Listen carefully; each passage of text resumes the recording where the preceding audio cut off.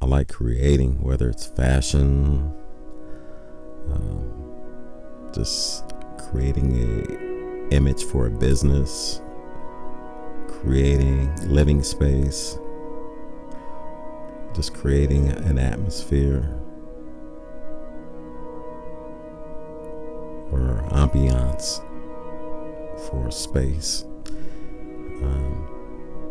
Yeah, so I just like creating. It doesn't have to do with fashion all the time. It's just creating. Just creating.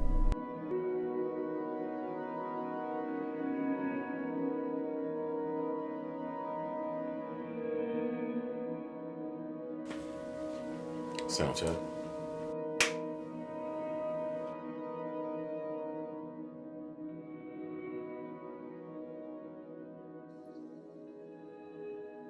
How was Erik at 18 different than now? Really? Oh my God. Oh, I was a lot different. A lot different. You wouldn't even recognize me. I was in a total different spirit. I was in the opposite spirit. I was in destruction mode at 18. Destroying, drug dealing, dead sleep. So a lot of this has to do with paying back. You know, you're gonna pay it back one way or the other. So um, I mean, whether it's jail time or whatever, but the Most High decided for me to pay it back spiritually, and to use me where I would serve good at, and that's right here in my community. When you truly know your spirit, it really cuts out a lot of the work. So for me, because I know the spirit and I follow my spirit wholeheartedly, I'm always sitting in the passenger seat and I'm just going along for the ride. I let the spirit guide me to where I need to be, whether it's a spiritual plane or whatever situation I'm in. The spirit always leads me into the right direction. First came the awakening to step out of the world that we live in, stepping out of the American ways, the American lifestyle. And the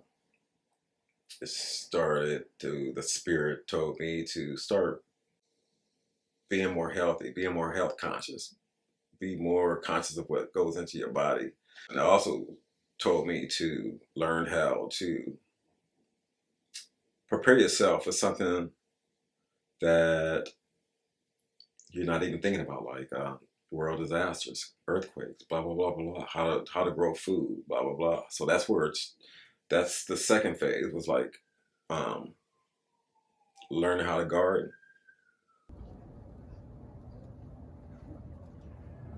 These are my backup babies. These are once these are done, would have matured, and these gonna follow those. So these are third in place.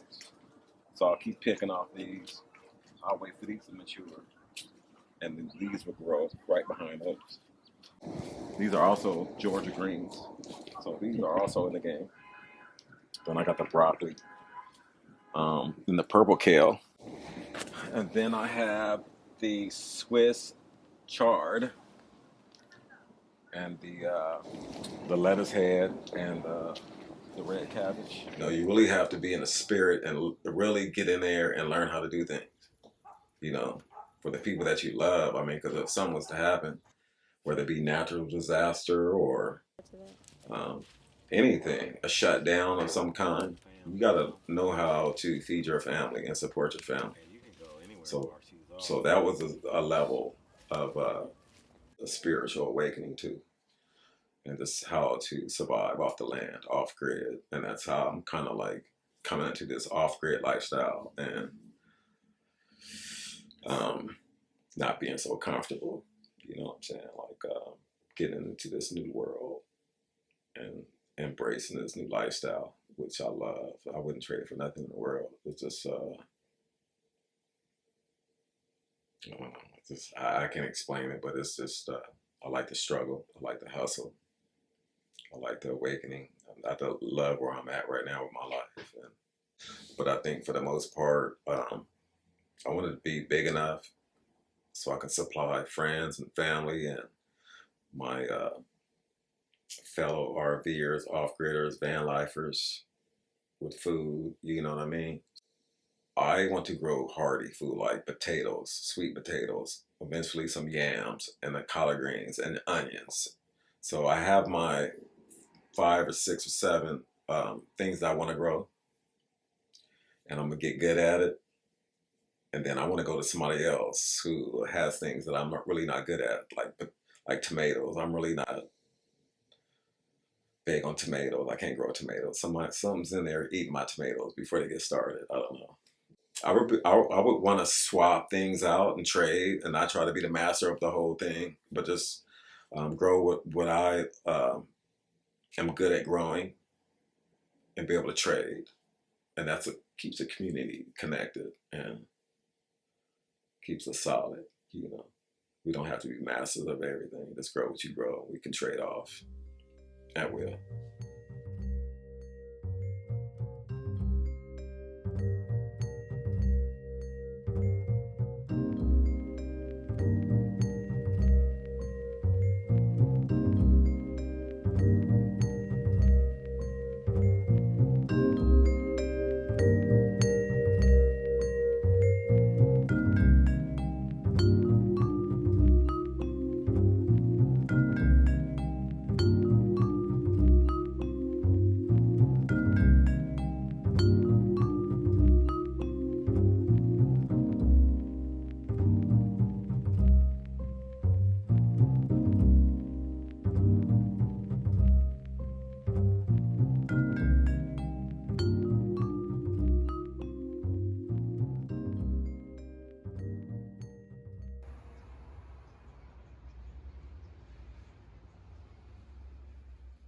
The Von Brinkley brand it's a combination of things. It's t-shirts, suspenders, jumpsuits, beanies. I decided to take my money as much as I could out of my oppressor's community and into my own community, and so that's where this whole thing started. So I was gonna no longer continue to patronize these businesses that didn't support us or didn't love us. So um, I decided to create my own brand and wear my own clothes and provide a service and a product that my people can comfortably support. Cover my eyebrows.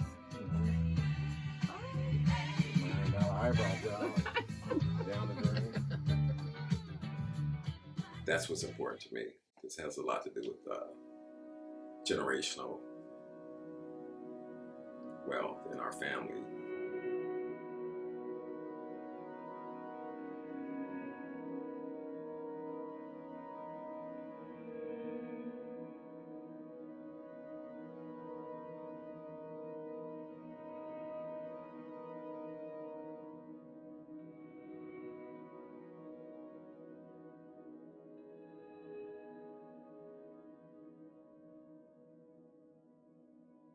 It didn't start with the Von Brinkley brand.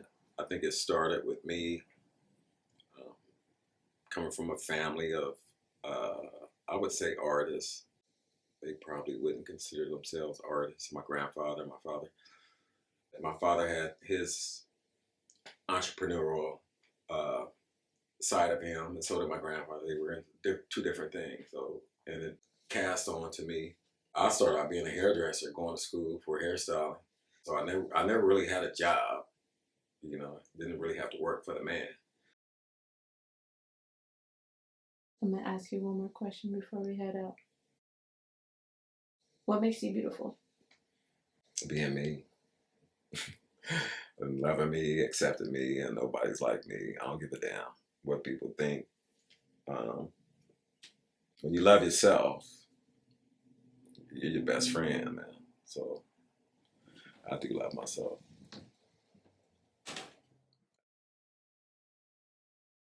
My name is Erik, the owner of Salon Shampoo and the founder of Von Brinkley brand.